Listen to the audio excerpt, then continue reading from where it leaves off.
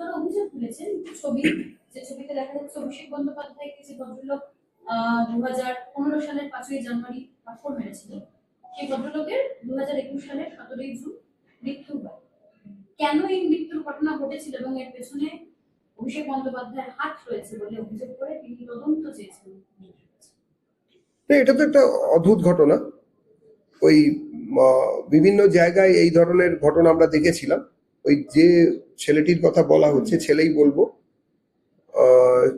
সে এরকম একটা ঘটনা ঘটিয়েছিল। সেই সময় খুব এই নিয়ে হইচইও হয়েছিল, কিন্তু ভোটের মানে আমাদের এই 26-এর ভোটের আগেই এই ছেলেটির একটি রহস্য মৃত্যু হয়।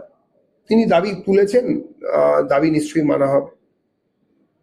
কিন্তু অভিজিৎ দাসের ওপরে যে ধরনের হামলা বিভিন্ন সময় এই অভিষেক বন্দ্যোপাধ্যায় এবং তার দলবল করেছে, সেটা মানে মানুষের কাছে বর্ণনা করতে গেলেও অসুবিধা হয়।